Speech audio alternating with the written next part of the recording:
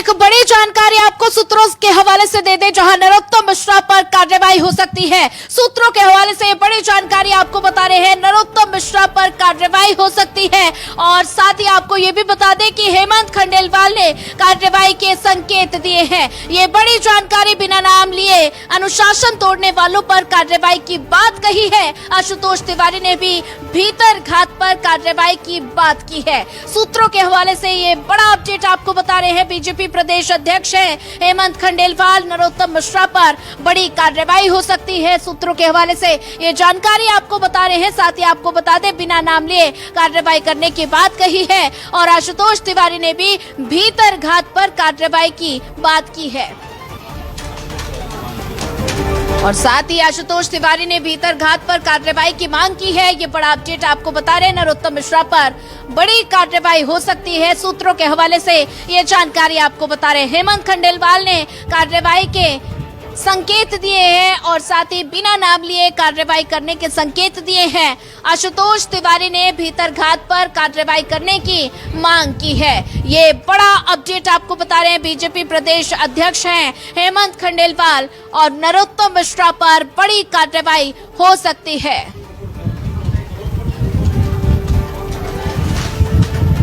तो ये बड़ा अपडेट आपको बता रहे हैं, बिना नाम लिए कार्रवाई करने के संकेत दिए हैं और ये बड़ी जानकारी, नरोत्तम मिश्रा पर हो सकती है बड़ी कार्रवाई। सूत्रों के हवाले से ये बड़ी जानकारी आपको बता रहे हैं। तो आज दतिया का दंगल देखने को मिला, जहां बीजेपी को हार का सामना करना पड़ा। इसी बीच ये सूत्रों के हवाले से ये अपडेट आपको बता रहे हैं और साथ ही आपको बता दें, नरोत्तम मिश्रा पर बड़ी कार्रवाई हो सकती है।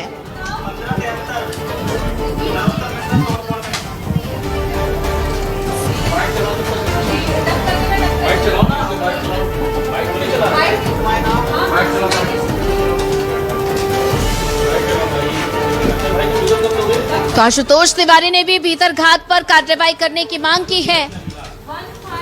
निश्चित तौर पे भारतीय जनता पार्टी के लिए अनुशासन सर्वोपरि है और कोई भी कार्यकर्ता चाहे किसी पद पे हो, उसको अनुशासन में ही रह के भारतीय जनता पार्टी का काम करना चाहिए। ऐसी पार्टी अपेक्षा करती है और इसलिए अनुशासन को बनाए रखने के लिए अगर कोई दोषी होगा तो निश्चित तौर पर उस पर कार्रवाई की जाए।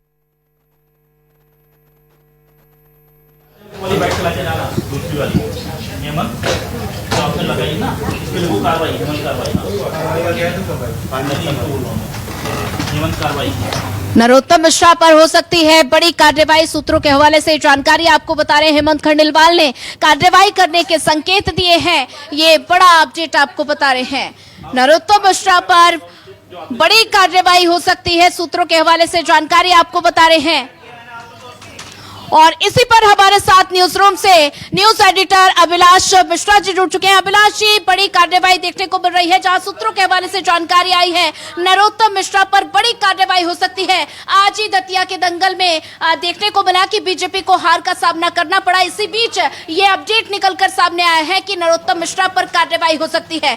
क्या कहेंगे?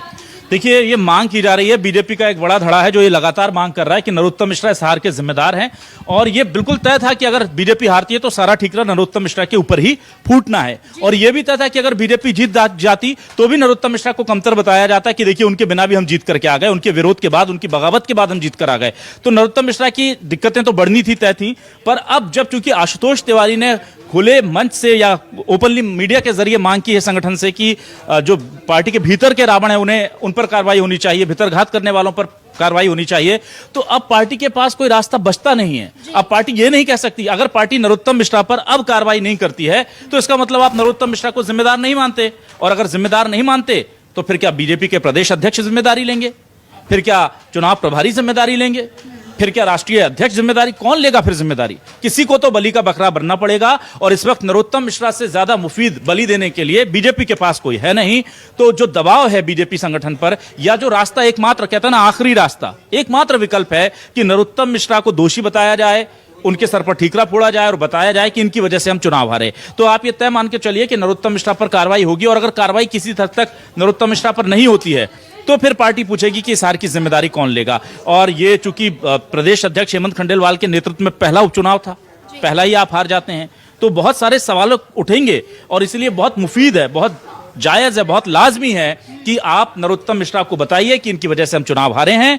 उसके फैक्ट एंड फिगर जो पार्टी के पास ऑलरेडी मौजूद हैं वो आलाकमान को भेजे जाएंगे और नरोत्तम मिश्रा पर आने वाले दिनों में कोई बड़ी कार्रवाई देखने को मिल सकती है। बिल्कुल, जैसा कि आपने जिक्र किया कि बड़ी कार्रवाई देखने को मिल सकती है, तो साफ तौर पर यही इससे संकेत मिल रहे हैं कि बीजेपी अपनी हार का ठीकरा नरोत्तम मिश्रा पर फोड़ रही है। बिल्कुल, देखिए ये आजकल नया ट्रेंड आ गया बीजेपी में। पहले ये नहीं होता था। पहले बीजेपी जीतती थी तो उसका कोई एक हीरो नहीं होता था और बीजेपी हारती थी तो उसका कोई एक जिम्मेदार नहीं होता था।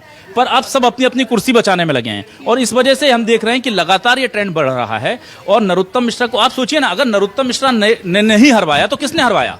क्या आपने कैंडिडेट गलत चूज किया तो कैंडिडेट सिलेक्शन नरोत्तम मिश्रा ने तो किया नहीं था, फिर वो संगठन पर बात आ जाएगी। क्या आपने वहां पर चुनाव की रणनीति अच्छे से नहीं बनाई, फिर संगठन पर बात आ जाएगी। क्या सरकार के वहां पर कामकाज अच्छा नहीं था, सरकार पर बात आ जाएगी। क्या टिकट सिलेक्शन जो दिल्ली से हुआ वो गलत हुआ, दिल्ली पर बात आ जाएगी। तो कौन ओन करेगा इस रिस्पॉन्सिबिलिटी को? इस रिस्पॉन्सिबिलिटी को ओन करना बीजेपी में अब वो जो ओनरशिप होती थी वो अब बीजेपी में वो वाला नेतृत्व नहीं है जो ओन करे।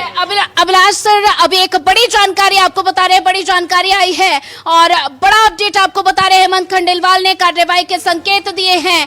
बड़ी जानकारी आपको बता रहे, बिना नाम लिए कार्रवाई करने के संकेत दिए हैं। हेमंत खंडेलवाल ने स्वीकार की है हार, ये बड़ा अपडेट आपको बता रहे। दतिया उपचुनाव के नतीजों की समीक्षा की बात कही है, ये बड़ी जानकारी आपको बता रहे हैं। और साथ ही आपको ये भी बता दें, हेमंत खंडेलवाल ने हार को स्वीकारा है, ये अपडेट आपको बता रहे हैं। साथ ही उपचुनाव के नतीजों की समीक्षा की बात कही है और हेमंत खंडेलवाल ने हार स्वीकार की है।